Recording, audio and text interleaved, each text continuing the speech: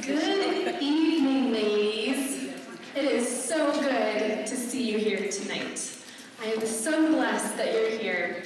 My name is Janine Cage, and tonight we're going to continue the series on Addicted to Counterfeit Love. This is a crazy thing that is near and dear to, I believe, at least 90% of us, not only with husbands, but with friends, co-workers, family, you name it. So, I just wanted to share with you how much I loved fairy tales. I was like the quintessential fairy tale guru. When, Enchanted, when Enchanted came out, they're like, oh my gosh, Janine, did you see that movie? It's about you. I'm like, I know, right? I just sing and squirrels come and help me do laundry. It's great. But today I have a little fairy tale to share with you. This is kind of a frumpled fairy tale.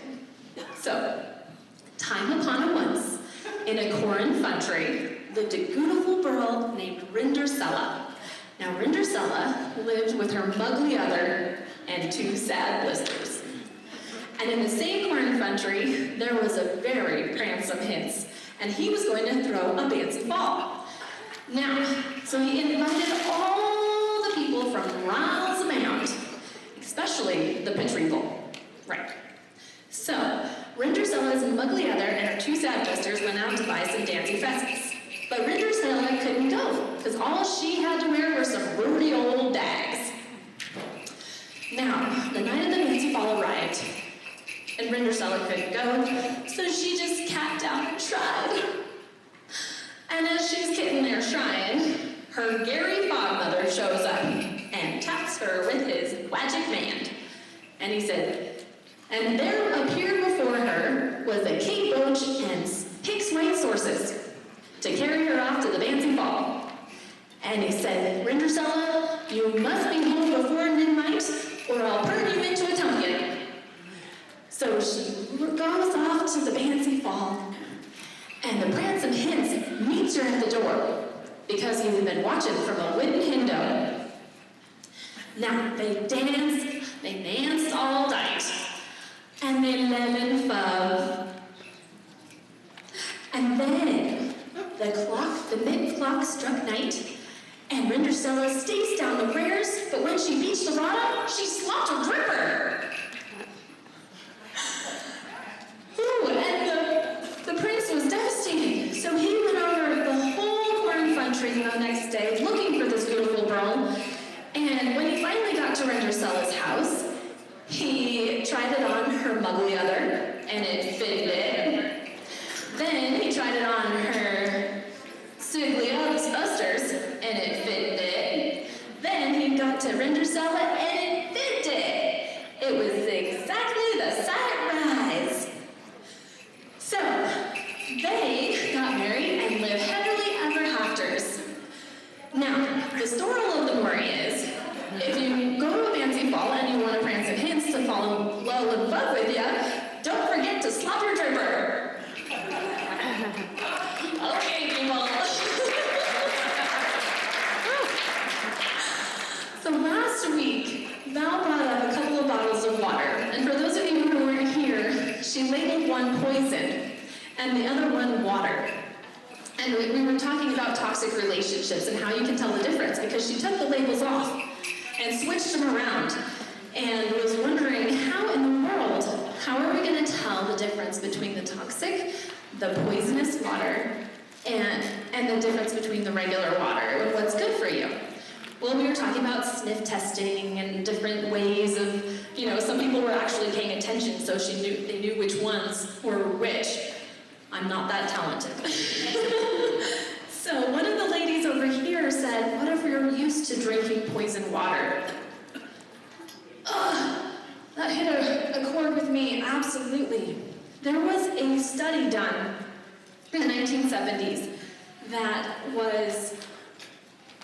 researchers used a bunch of mice to see if they would choose between drugged water and regular water. And so this makes me, that experiment or that visual really made me remember this experiment. So they put a bunch of mice individually in cages with drugged water and regular water. Now, all 100% of them overdosed and died prematurely because they chose the drugged water over the regular water. 100% of them. Now, the researchers were like, well, that's interesting. I wonder if it's the strength of the drug, of the water, the drugged water, or if it has something to do with their environment. So they changed up their environment, and they put like a mouse utopia together. They gave them lots of toys and space and food, and the kicker was that they had a lot of companionship. They had lots of other mice to play with, have sex with, So it was interesting because none of the mice overdosed and died prematurely on the drugged water, because they did give that was one of the things that they carried over. They gave them a choice between the drugged water and the regular water. None of the mice died prematurely from overdosing from the drugged water. None of them. It all had to come down to community, because they figured that, some of them did choose the drugged water, but it was only for a high once in a while, and it was just for recreational use. So if there is a community, they prospered and they were vibrant, and it was interesting because none of them died prematurely. Now, we are experiencing an epidemic of loneliness in this world. Right here, as I walked into this room a year and a half ago, and I saw 60 ladies who come on a normal basis because their hearts have been stomped on and destroyed by toxic relationships. 90% of you here are here because of toxic relationships and the dissolution of your marriage. Ugh. How heartbreaking is it that we stand to represent 200 to 500 people just from the people who are here tonight, whose lives were devastated? It just breaks my heart. God himself is a triune God. He is a relational God. He says in Genesis 2:18. So he did all this creation. For the first 5 days, he said, oh yeah, I'm going to make the water and the sands and the light and the darkness, and everything's good. Everything's good. Until he made man, and then he was like, oh, this is good. But it's not good that he's alone. That is the only thing he said that was not good. It's not good that man is alone, and a lot of us, I know some people here who have swarmed off relationship because they're like, I don't want a man. That's too much trouble, blah, blah, blah. But God put that in our hearts, and I understand that you're wary because you've been burnt. When you play with fire, you're going to get burnt. So we're going to talk tonight about how to recognize toxic people and how to help each other out in a community, because we are here together for a reason. And God has put each of us in each other's lives for a reason. And it is not good for you to be alone. You're meant to operate in community. And yes, God willing, there will be a wonderful man for each of us someday. And there are some beautiful examples of healthy marriages here. So go to them, go to Val, go to your mentors at your table. If you're having any issues with getting out, please let us know and let us help you come up with a plan. They drive you crazy. Toxic relationships drive you crazy. It's called crazy making for a reason. It's actually a psychological term. I have a master's in psychology because when I got out of my marriage, I was like, what happened here? It was like a shell of a person that I had once been. I used to be a world traveler. I used to do all kinds of crazy things. I was a tour guide. I did lots of fun things. And then I was this shell of a person. I didn't even like looking at people in the eyes. I had torn myself apart. I had trichotillomanias where you like tear out your eyelashes. And there are other people who have gotten chronic illnesses because of the levels of stress that you endure through toxic relationships. And it does more damage then it does. I mean, it affects every other part of your world. I like to illustrate like a balance beam. So a picture with me this huge teeter-totter of love and health. So on one extreme is the very empathetic people who absolutely love others and want to heal and want to give and just want to help others because they love others. But there's a caveat: the more unhealthy you are, the less you think you are deserving of love. And then you've got the other extreme, the people who are extreme, what we like to term as narcissistic people. And they want to take and take and take, and they think they're totally deserving of love, and they don't need to reciprocate it. So, in the middle, you have a healthy, balance of the both. You can love yourself and love others and have a healthy respect for yourself and for others. But the farther away you get, the farther away the other person has to be in order for it to be a balanced relationship. So I didn't realize this when I married my ex-husband, because I thought, being a complete empath was a good thing. There are so many wonderful things about people who love and give and try to help others. It's a beautiful thing. There's lots of complimentary things in the Bible that say to love others, to consider them better than yourselves, and to do this. So I'm like, I'm a martyr for Jesus. But I was also a martyr for myself. And I did not think I was deserving of love, and so I was trying to be the people pleaser for this narcissistic man that I married. And it was a very toxic, very stable relationship, because I was on this end of the spectrum, and he was on this end of the spectrum. And so when I started getting a little healthier, and I'm like, hey, I vowed to love and respect and honor you throughout my whole life. Please give it back. I want to be loved as well. But he wouldn't, and so as much as I would try to get closer, he would start the crazy making cycle again and push me back. And so it would balance out the beam.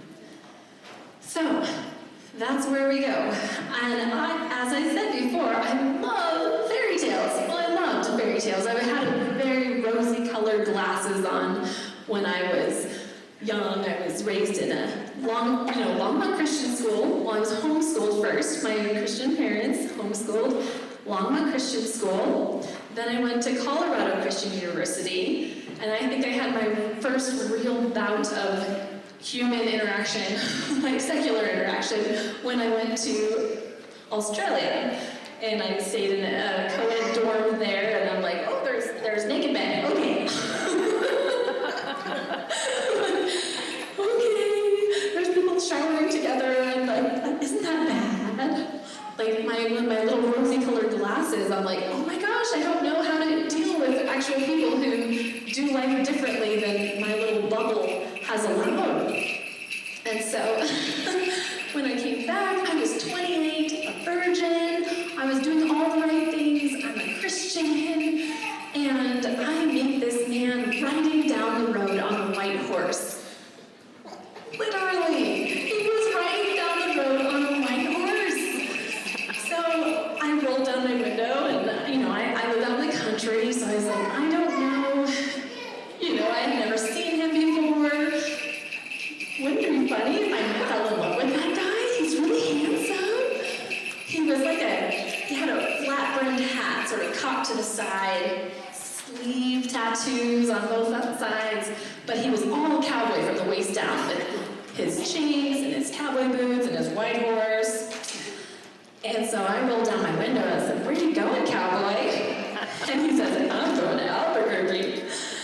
And of course it was November and he was heading west with nothing packed. So I knew he was a jokester, and we hit it off great. It was super fun. It was like, he's super charming and charismatic, and he just stole my heart.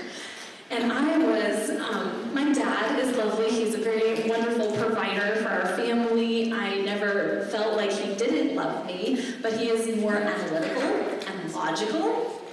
And so, you give him a hug, and it was like, oh, okay. So it's like hugging a cardboard box, I like to say. So I was starving for the kind of love that I thought was available to me in a fairy tale kind of love. And I'm like, I want that.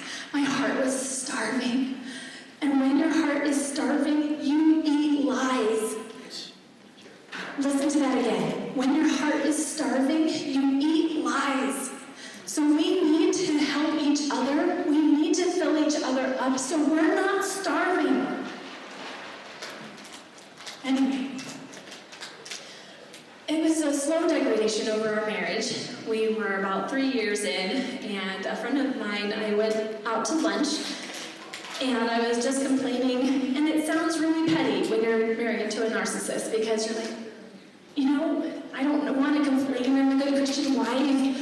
He's been lying to me, and he's been, making fun of me and calling me names, and, he tries to twist the truth around and always blames stuff on me. And how did I become such an awful person? I thought I was going to offer him so much, and I was just so, And my friend said, hey, Janine, it sounds like you're married to a narcissist. And I'd never heard that word before, so I was like, a narso what? A narso what? Well, I had to do I was actually mad at her, because I was like, how dare you call my husband a name like that?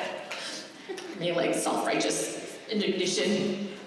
But I had to go do research, and I was like, oh, well, yeah, you're right. He pretty much fits that bill, which was really sad, because I am seeing a lot of red flags. When we were about a month into our marriage, he had lost yet another job, and we had to move, and he had horses. So we spent about an hour chasing his horses around to catch them. And if you guys know anything about horses, like I did, you don't chase horses around. You won't catch them. They're flight animals. They're a lot faster than you. That's a really dumb idea. And I knew this. It was just a really dumb idea. So I finally stopped. I'm like, listen, I know horses. I thought you did too. I'm like, this is crazy. Stop. We need to get some oats. We need to do this. And he's like, anyway, so long story short, we did it my way. We caught the horses. Everything was fine. But when we finally caught the horses, he was so mad that it took us so long to catch them. And he just reared back, and I said, don't punch him. And he did. He let it fly right into that horse's nose. And that poor horse, his nose starts bleeding. And my husband's hand swells up. And so he broke a bone in his hand. And so, very poor horse. Poor Taco. But when we were toward the end of our marriage, and we were fighting a lot, and when he threatened to bash my face in, I knew he could do it. And I knew if he was provoked enough, he probably would. But since he hadn't laid a finger on me before, and I had very good physical boundaries, I had given him my entire heart. But I was not going to let him close to me. And there were sometimes, he'd make it, and I'd get myself in a fighting stance, and I was like, okay, bring it on.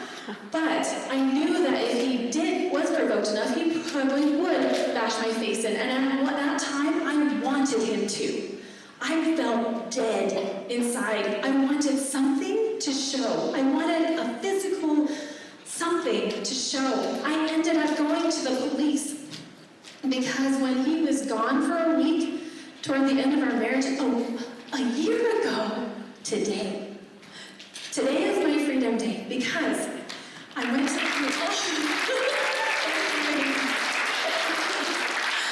actually not a year ago, sorry, 4 years ago today. Right?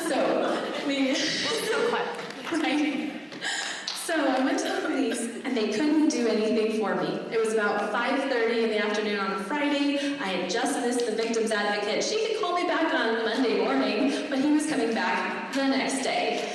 And I didn't know how he would react to having his bags packed and things at the end of the driveway. So I didn't want to cause trauma for my kids. I packed up them and we left. And we went down to the Grand Junction and stayed a little bit of time that weekend with my brother and sister-in-law, and they were beautiful. They housed us and it was beautiful, but I knew I needed space. I didn't know what separation was. Divorce was not part of my vocabulary. I did not want that. And I have spoken to so many Christian people who, well-meaning, gave me out of context Bible verses about how God hates divorce. Yeah, he hates divorce. No kidding. You see the lives it's ruined in so many people's lives? Of course he hates divorce. But it's no reason for you to stay in an abusive relationship. It's no reason for you to stay in an abusive relationship. God loves you more than he loves the institution of marriage.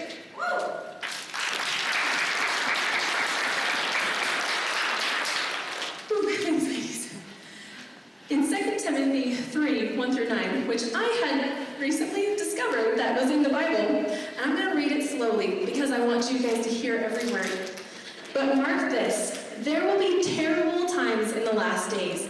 For people, recognize that it doesn't say, oh, there are going to be famines and natural disasters and this and that. People are going to be the problem here. There will be terrible times because of people, and realize when. They will be lovers of themselves, lovers of money, boastful, proud, abusive, disobedient to their parents, ungrateful, unholy, without love, unforgiving, slanderous, without self-control. Does that sound familiar, ladies? Brutal, not lovers of the good, treacherous, rash, conceited, lovers of pleasure rather than lovers of God, having a form of godliness but denying its power. Avoid such people. In my translation, it says, have nothing to do with such people. Have nothing to do with such people, for they are the kind who worm their ways into the homes and gain control over gullible women who are loaded down with sins and swayed by all kinds of evil desires. Now, I took offense to that. I was like, I'm not a gullible woman. Well, I guess I was. Always learning, but never able to come to a knowledge of the truth. Now, isn't that interesting how Paul's like, don't have anything to do with these people. But you know why he had to put that in there? Because they're really hard to spot. They're really hard to spot. In Jude, which is in the last part, let's see, second to last book of the Bible, Jude 1, 11 through 16, it says, woe to them, for they have walked in the way of Cain. That's Jude's way of saying, hey, they're narcissistic. But they didn't have that kind of verbiage when he was writing this. They walked in the way of Cain and abandoned themselves for the sake of gain. And I listened to a sermon that goes a lot more into detail about the names and stuff that would have been really familiar to the hearers at this time in history. And so we're going to jump ahead to 12. They are hidden reefs at your love feasts, and they feast with you without fear. Now, if you've ever been boating, this is kind of a sailing term. They didn't have navigation back then. So, they used to have to be very, very careful about where they sailed, and they would make their own maps and stuff. They'd have to pay attention to what was around them. And sometimes the reefs would be just under the surface. And if they didn't know they were there, their boats would crash into them and they would all die.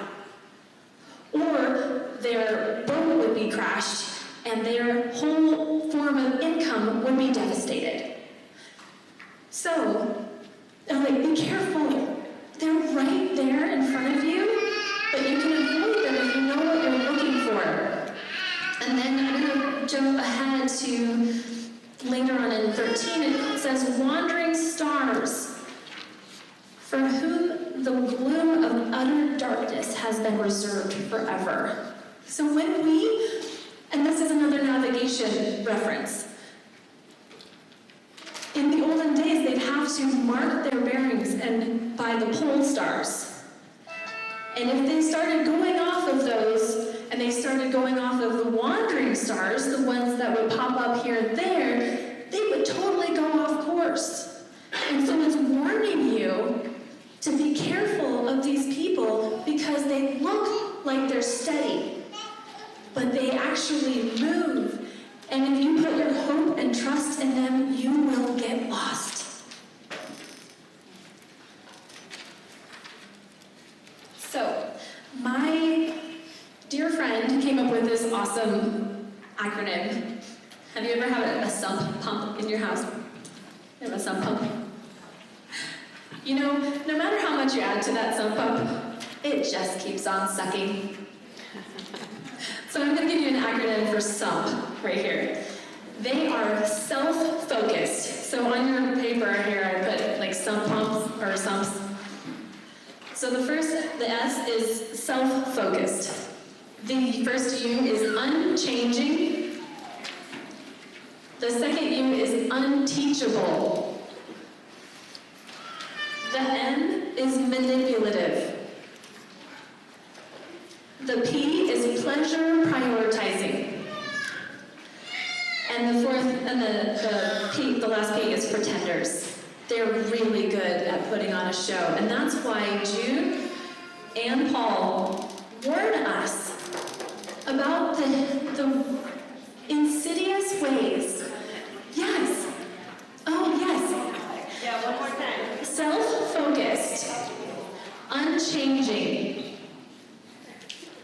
unteachable, manipulative, pleasure prioritizing, and pretenders.